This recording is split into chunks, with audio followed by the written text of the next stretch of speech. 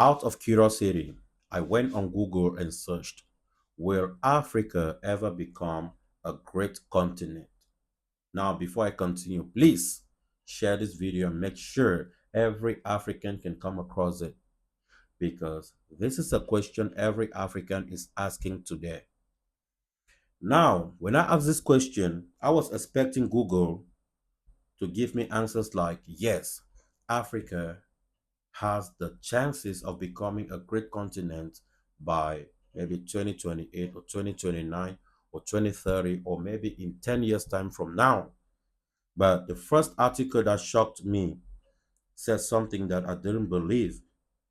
They said Africa today is worse than Africa 50 years ago. I'm like, what? To move forward, another article said Africa has the potential to become a great continent.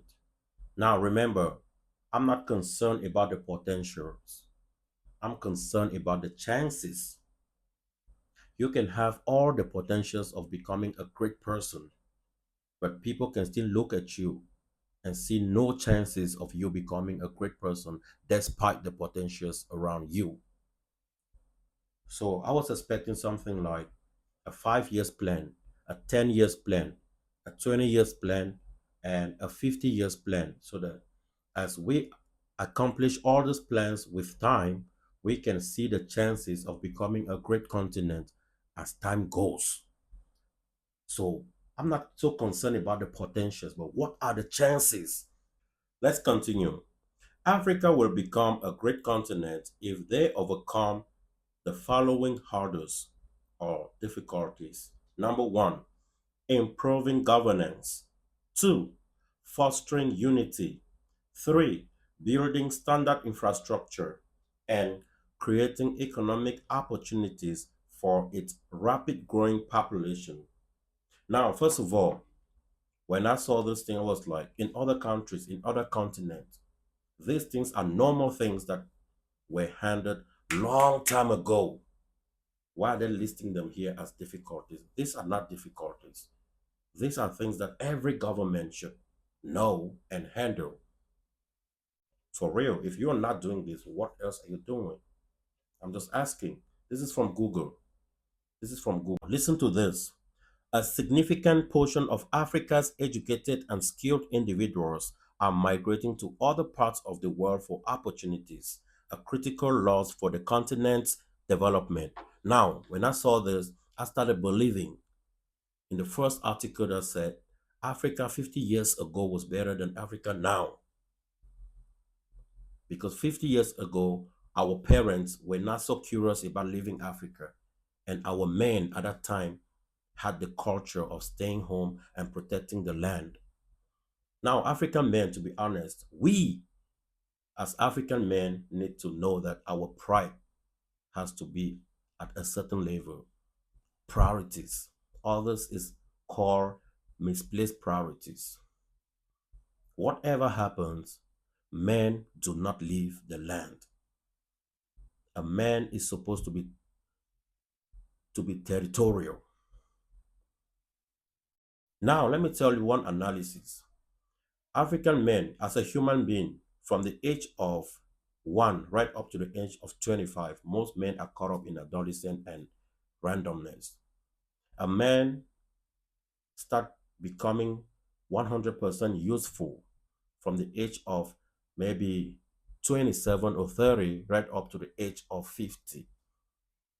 And this useful age is all wiped out. Everyone that is good, expert, professional, skilled in Africa will never say no to any offer coming from abroad.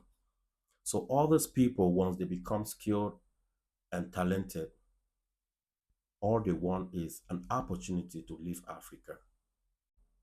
Now, to reverse this situation, we have to develop the mentality of living our lives to impact those coming after us. There have to be a generation in Africa that will take pride in staying at home and to believe that a man should never leave his land. That level of pride. To all African men, we must admit that we owe Africa. and we have to do the needful. We have to restore the culture of an African man to believe that a true African man must stay and grow the land and to take pride in living in Africa without leaving the land to hustle abroad. Yes, a true African man have to understand the pride of being territorial. We cannot live and expect the land to grow, and stop promoting all the flashy things of abroad, all the flashy things of going abroad to make money. We need to make sure that our next generation understand the harm and to understand that this is an error.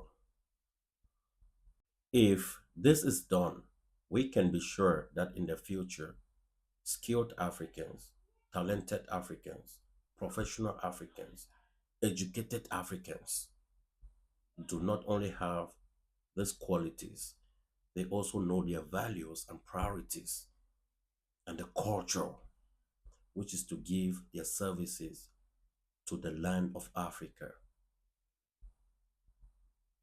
This is the only way we can actually achieve our full potentials. Until this is done, we are chasing the wind. Sometimes we need to know what is necessary, not just blaming people left and right. Next video, I'm going to talk about natural resources because I know people be like, oh, you're coming to Africa to take away our natural resources.